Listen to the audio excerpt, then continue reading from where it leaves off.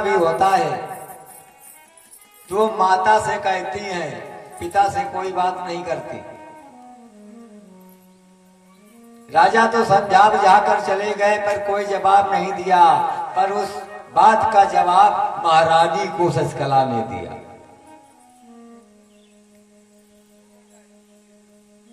कहा कि हे माता, ये जो हम श्रृंगार किए हैं, इस श्रृंगार का क्या लाभ होगा? और उतार उतार के श्रृंगार सब अपन फेंकने लगे। कह रही है, सुनो,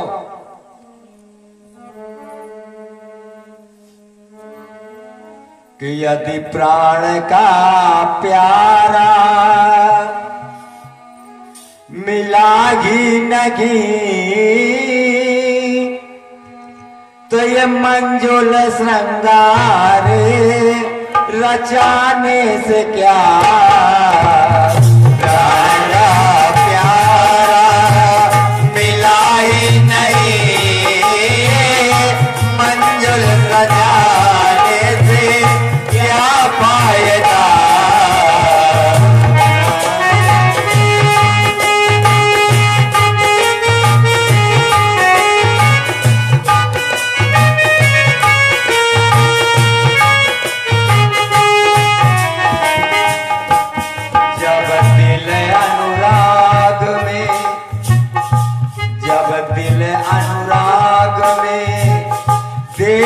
चुकी तो दिल के भाव छिपाने से क्या? दिल अनुराग में दे चुकी, दिल को छुपाने से क्या फायदा?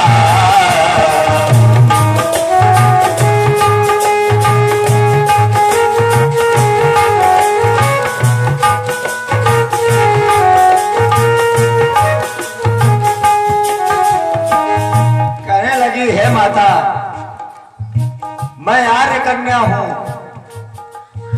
आर्य कन्याएं एक बार ही पति को चुनती हैं। मैंने सुदर्शन को माता गंगा के किनारे ही संकल्प कर लिया था,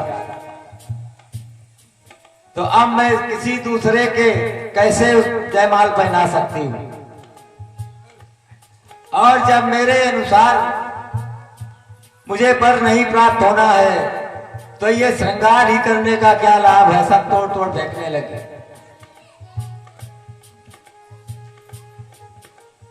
महाराज को, पिताजी को भय है कि अगर मैं ऐसा नहीं करूंगी तो यहां युद्ध हो जाएगा। अब महारानी ने राजा को समझाई बात कि महाराज, अब शशिकला को बाध्य न करो, उसने संकल्प दृढ़ प्रतिज्ञा कर ली है, वो विवाह सुदर्शन से ही करेगी। मंत्री के द्वारा निर्णय फिर यही हुआ कि रात्र में ही मनोरमा और सुदर्शन का महल के भीतर बुलवा ले और किले के फाटक बंद कर दिए जाए। सुबह घोषणा करा दी जाए कि हे राजाओं, अपने अपने घर वापस जाओ, शशिकला का विवाह सुदर्शन से संपन्न हो गया। चले जाएंगे सब, कितनी देर बके झकेंगे, झगड़ा तो बच जाएगा। यही निर्णय मंत्री ने दिया, किया गया। फिर विद्वानों के द्वारा उस महल के अंदर ही सुदर्शन और शशिकला का विवाह भी हो गया। वो सिर्फ एक बीज मंत्र का जाप ही माता भगवती कृपा करना प्रारंभ कर गए। काफी समय जब हो गया, उसके बाद कुछ दिन ठहरने के बाद सुदर्शन ने कहा कि हे राजन, अब आप हमको विदा कराओ, हम भरद्वाज आश्रम जाएंगे। राजा ने कहा, सुदर्शन, तुम्हारे शत्रु लोग लगे होंगे रास्ते में, युधाजित ने घोषणा कराई अपनी फौज में कि राजा तो फाटक बंद कर लिया है, चलो हम रास्ते में लग जाएंगे। जब ये सुदर्शन शस्कला को लेकर भरद्वाज आश्रम जाएगा तो रास्ते में उसे मारकर शस्कला को छीन लेंगे और रास्ता में डेरा डरवा देंगे फौज का। इधर सुदर्शन ने आज्ञा ली कि हमें आश्रम जाना है, काफी समय हो गया। राजा कहते हैं तुम्हारे शत्रु रास्ते में मिल सकते हैं। सुदर्शन ने कहा महाराज तो शत्रुओं के भय से हम कब तक आपके घर में बने रहेंगे, कभी तो बाहर निकलना ही पड़ेगा, इसलिए अब आप मुझे आज्ञा दो। तो राजा फिर भी पीछे से कुछ सेना के टुकड़ी भेज दी, इनके जाम आश्रम तक इन्हें सुरक्षित पहुंचाया। कुछ सेना की टुकड़ी भेज दी। राजा के पास बहुत बड़ी सेना थी उस समय।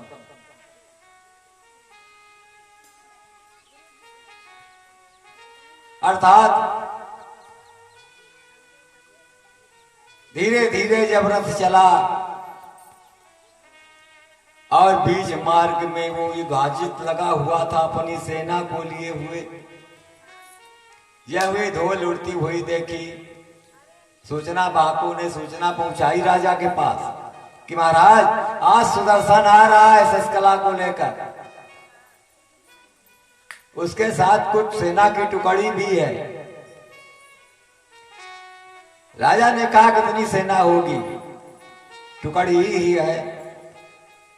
अपनी फौज को आदेश करवा दिया तैयार हो जाओ, और उस युद्ध में जितनी सेना राजा ने भेजी है सबको मार दो, सुदर्शन को मारकर शस्कला को छीन लो। तैयार हो गई फौज युद्ध के लिए। अब रथ धीरे धीरे वो उसी तरफ को जा रहा है। महाराज सुदर्शन ने विचार किया कि लगता है शत्रु लोग आगे खड़े हैं सब, पर ख्याल आ गया कि वो जगत माता जो भगवती है उन्होंने मुझे विश्वास दिलाया था कि सुदर्शन जब तुम्हें कोई संकट आवे तब तुम मेरी याद करना। अर्थात उसी विश्वास पर मंत्री से कहा रथ लाई चलाओ, अब रोको न रथ का।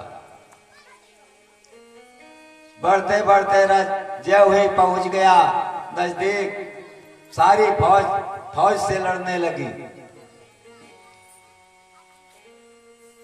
तब सुदर्शन ने उस महामाई की याद की कि हे माता आपने वचन दिया था, अब मैं शत्रुओं के बीच में घिर गया हूं, अब इससे अधिक और संकट क्या हो सकता है मेरे लिए। आपने संकट में ही मदद करने की मुझसे शपथ दी थी। और प्रार्थना करने लगा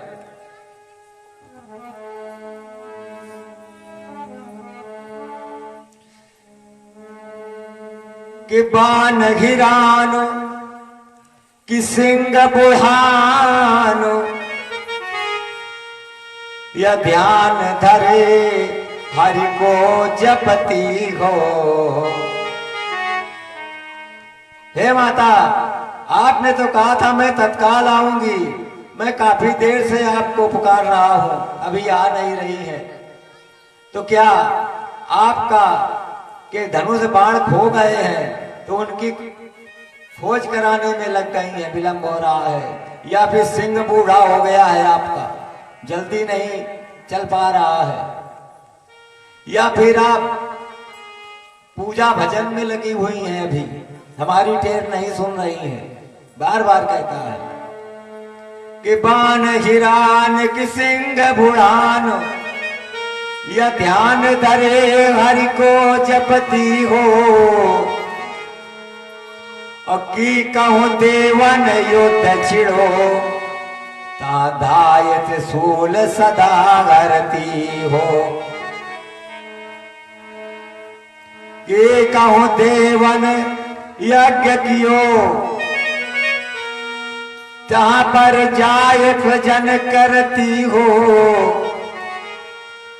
मोहि पुकारत देर भई और जगदम्ब विलंब कहाँ करती हो। प्रार्थना करी,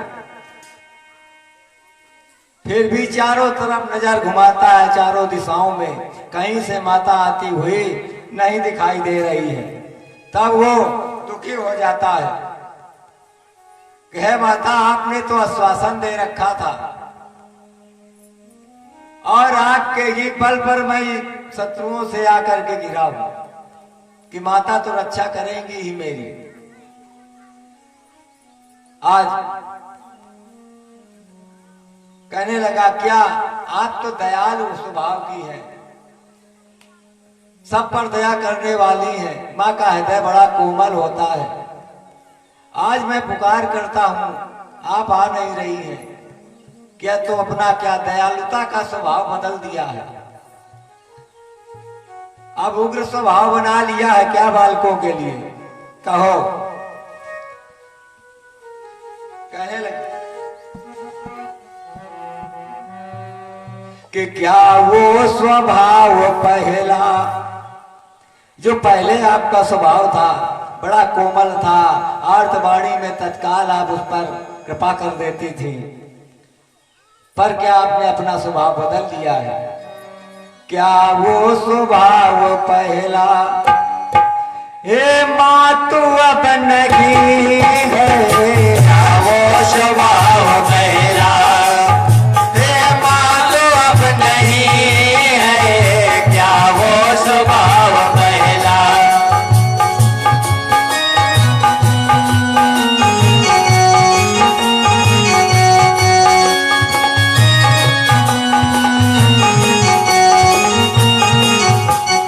या फिर तीनों की आप ही को, तीनों की आप ही को सरकार अब नहीं है, तीनों की आप ही को सरकार अब नहीं है, क्या वो स्वभाव पहला है माँ तो अब नहीं है, क्या वो स्वभाव पहला।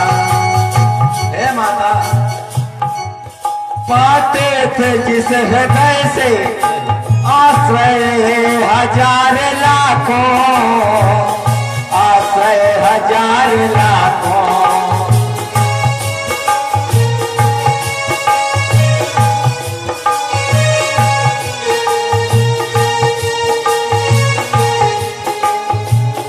अब वो दया हृदय का, आपके हृदय से आश्रय पा जाते थे लोग, अब क्या वो, अब वो दया हृदय का कुछ सारे अब नहीं है, क्या वो स्वभाव पहला है माँ तो अब नहीं है, क्या वो स्वभाव पहला।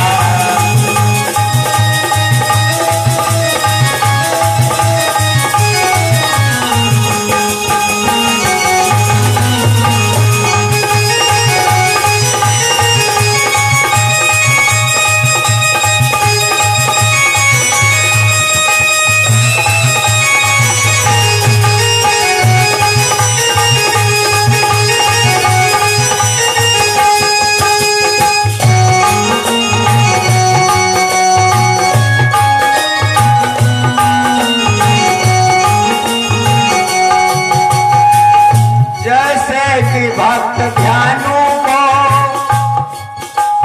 तुमने दया बिखेरी, तुमने दया बिखेरी, तो क्या वो है दया हृदय का, क्या वो दया हृदय का भंडार अब नहीं है, क्या वो स्वभाव मेरा है माँ अब नहीं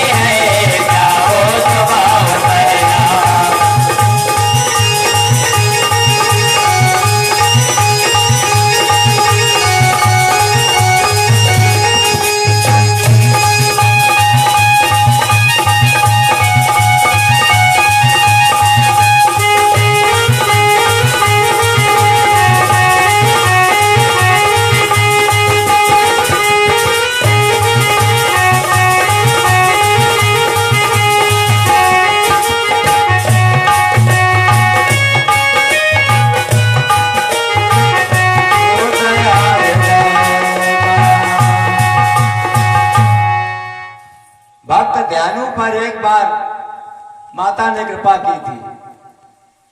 ये बड़े भक्त थे।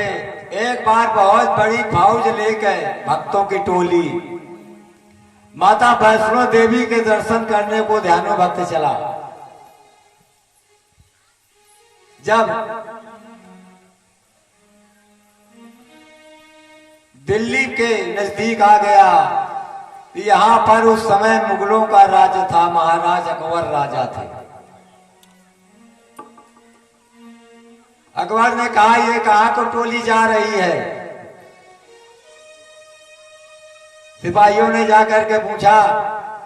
ध्यानु ने कहा भाई माता वैष्णो के दर्शन करने जा रहा हूं। कहा चलो राजा बुला रहे। अब आ गए भाई राजा के सामने पूरी टोली फौज आ गए भक्तन के।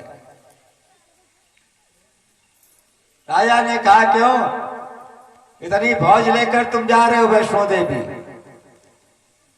क्या तुम्हारी देवी में शक्ति है?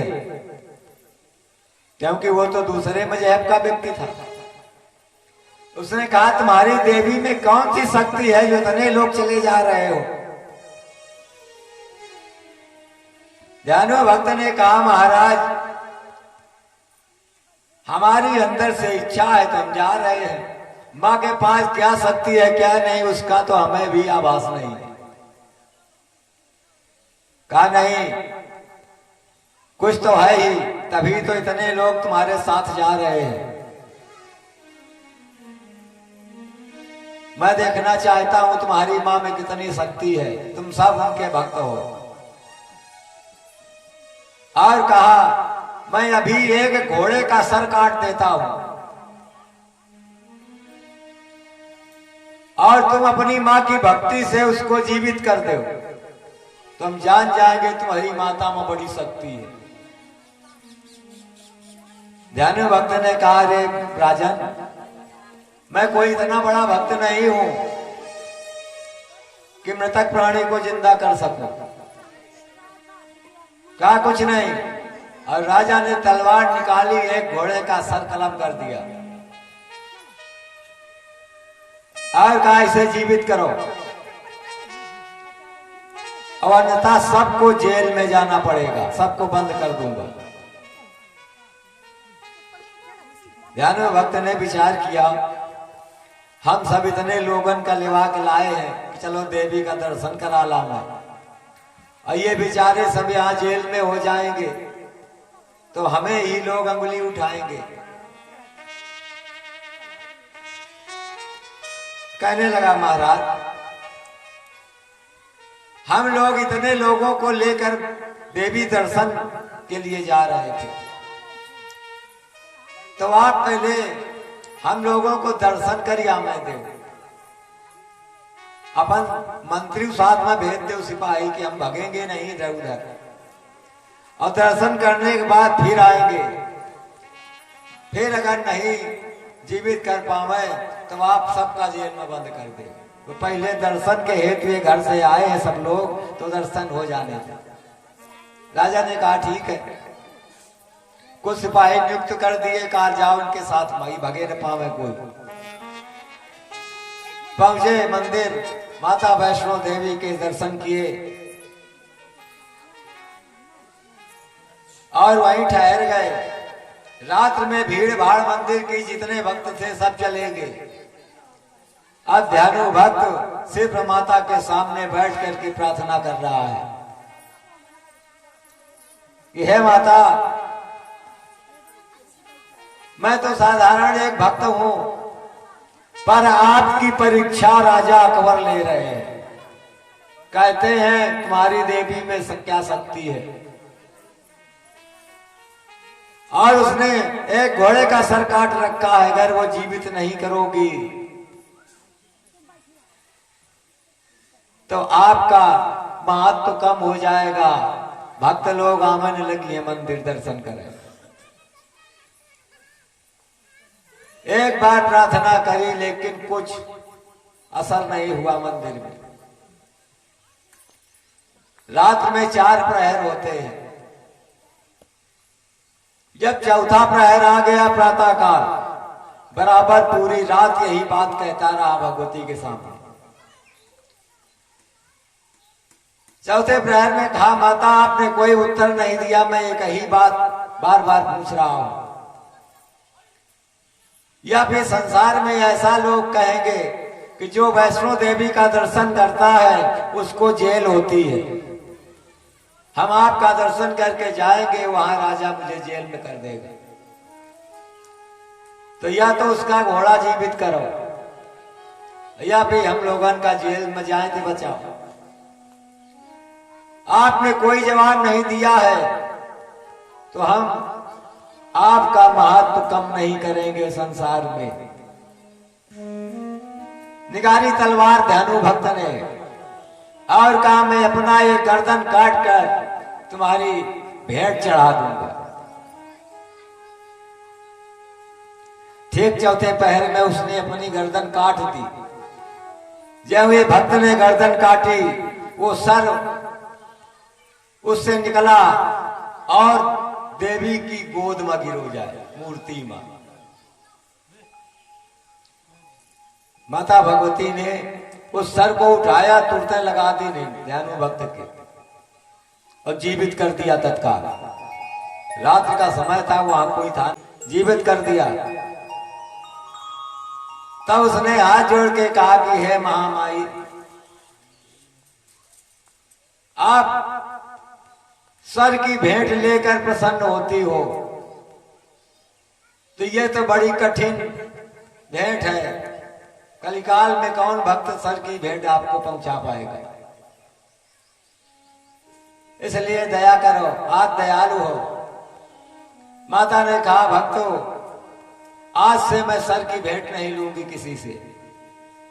जो हमारे पूजन में नारियल की भेंट चढ़ाएगा, नारियल भी सर के समान ही है, षष्ठी में उत्पन्न किया गया था, उसे ही सर मान करके उस भेंट को, उस व्यक्ति की पूरी कामना पूर्ण करूंगी मैं। तब से देवी पूजन में नारियल का भेंट होने लगा है। आप लोग भी चाहें तो मंगा सकते हैं हरा नारियल, उसका ऊपर का बकला छील दें, एक चोटी बनाए रखें और एक चुनरी लपेट करके उसमें अपनी कामना अनुसार दक्षिणा द्रव्य उसी में लपेट दे। लौंग कपूर लेकर के सामने आए, पूजा पाठ कर ही रहे हैं, अब भेंट में कामना करनी है कि हे माता, हम आपके समक्ष अमुक कार्य के लिए ये मैं भेंट समर्पित करता हूं, सामने रख दीजिए। वो भेंट स्वीकार होगी जैसे ध्यानु भक्त की सर की भेंट स्वीकार हुई। माता ने स्वयं आकाशवाणी की थी। वही वो सुदर्शन कह रहा है यहाँ कि आपने ध्यानु भक्त पर कृपा बिखेरी थी बहुत बड़ी। भक्त ने कहा, माता वो घोड़ा जीवित करो। वैष्णो देवी ने कहा, बड़े भोले हो, घोड़ा जाने कब जिंदा हुईगा। देखो बोले इस तरह घोड़ा जीवित हो गया, प्रसन्न हो गए। महाराज अकबर के पास लौट करके आए। अकबर समझ गया कि इसकी देवी में बड़ी शक्ति है। अरे मरा हुआ कटा घोड़ा देवी ने जीवित कर दिया। तब अकबर को भी विश्वास हुआ था कि हिंदुओं के धर्म में देवता सब सिद्धि होते हैं। सोने का छत्र बनवाया, लेकर वैष्णो देवी पहुंचा है अकबर चढ़ाने के लिए, पर माता ने स्वीकार नहीं किया उसका छत्र। इतना किया कि हे राजन, तुमने एक बार मेरी या हमारे भक्त की परीक्षा ली थी, आज तुम वही छत्र लेकर के आए हो। अब आ गए हो मेरी शरण में, तो इसको मैं वापस भी नहीं करूंगी, पर मैं धारण भी नहीं करूंगी। छत्र देवी के मंदिर में ऊपर सर में नहीं लगाया गया, चरणों में रख दिया गया है। आज भी जो लोग जाएंगे दर्शन करने, अकबर का दिया हुआ छत्र चरणों में रखा है नीचे, पर सर में देवी ने स्वीकार नहीं किया है। इसलिए महाराज सुदर्शन ने भगवती की वही प्रार्थना की, जैसे उस भक्त पर कृपा की थी, अब आप मैं शत्रुओं से घिरा हूं, आइए मेरी रक्षा कीजिए। आज जब भी इस तरह से चारों तरफ देखा तो माता भगवती सिंह पर बैठे हुए सुदर्शन को दर्शन दे पाई, प्रकट हो गई। यह भी दर्शन दिया, प्रसन्न हो गया और जय जयकार करने लगा, बोलिए दुर्गा मैया की जय। और एक हुंकार लगाई, उस हुंकार से तमाम देवियां अस्त्र शस्त्र लेकर प्रकट हो गई और उस राजा की फौज में टूट पड़ी। युद्ध चलने लगा। अंततः माता भगवती ने उस युधाजित को मार करके और उसके जो नाती शत्रुजित था उसका भी वध कर दिया। जब सबका वध हो गया, उस युद्ध में माता दौड़ दौड़ करके सभी शत्रुओं का वध कर रही थी, पृथ्वी में दौड़ दौड़ करके। तो दौड़ने से उनके जो पैरों में पायल पहने हुए थी, पायलों के ऊपर गांठ तक गर्दा जम गया है। इतना भीषण युद्ध हुआ था वहां। तो जब सबका वध करके फिर आती है सुदर्शन के पास, माता के पैरों को देखकर वो दुखी होता है कि हे मां, हमारी रक्षार्थ आपको इतना कष्ट उठाना पड़ा, नंगे पैर पृथ्वी पर भटकना पड़ा। कहने लगा,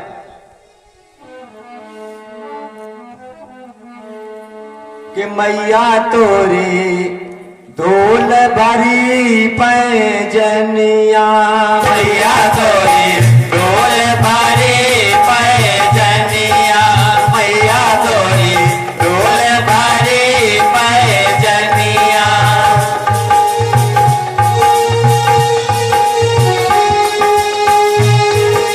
बोधो गरायत मैया पाए पैजनिया, को गरायत मैया पाओ पैजनिया, पाओ पैजनिया मैया पाओ पैजनिया, पाओ पैजनिया मैया पाओ पैजनिया। बोधो गरायत रोने छोनिया, मैया मोरी धूल भरी पैजनिया, मैया मोरी धूल भरी पैजनिया।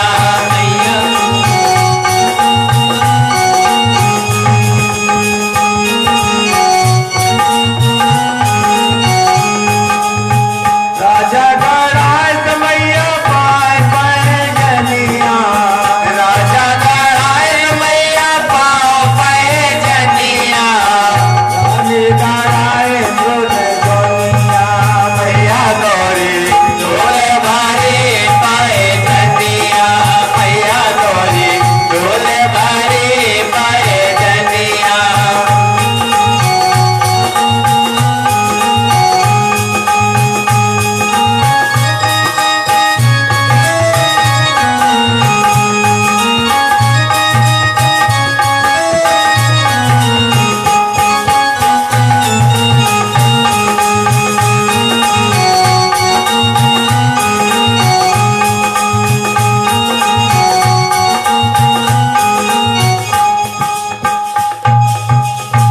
इस प्रकार सुदर्शन अपने दुपट्टे से माता के चरणों को वो धूल साफ करता है। आज भगवती ने कहा, पुत्र अब तुम्हारे शत्रुओं का विनाश हो गया, आज तुम सुरक्षित हो। गुरु बाबा से आशीर्वाद लेकर अपने घर अयोध्या चले जाओ। अयोध्या का सिंहासन खाली है, वहां तुम राजा बनोगे और ये शशकला राजरानी बनेगी, मनोरमा राजमाता बन करके रहेगी। पर राजा बनने के बाद भी मुझे कभी मत बुलाना, मुझे नहीं बुलाओगे तो मैं तुम्हारी मदद हर वक्त हमेशा करती रहूंगी। आशीर्वाद दे दिया। वही गुरुदेव से आज्ञा लेकर सुदर्शन वापस अयोध्या आता है। अयोध्या में राज दरबार के ठीक सामने देवी का मंदिर बनवाया कि जब दरबार में बैठूंगा तो सामने दर्शन होता रहेगा। शीतला देवी के नाम से मंदिर आज भी बना हुआ है दरबार के सामने अयोध्या में, वो सुदर्शन ने ही बनवाया था। और शशकला सुदर्शन ने फिर विधिवत भगवती का पूजन किया है। महाराज जन्मेजय पूजन की विधि पूछ रहे हैं। व्यास जी कहने लगे, हे राजन, माता का पूजन जो लोग नवरात्र में व्रत करते हैं, काफी जगह मैंने भक्तों को देखा व्रत तो करत है, अब अष्टमी के बाद मां पारण कर देते, भोजन कर लेते कि हुई गया अष्टमी, काम खत्म। वो बाप का व्रत पूरा नहीं हुआ, नवमी का राम नवमी मान लेते। अरे 9 देवियां हैं, 9वें दिन की देवी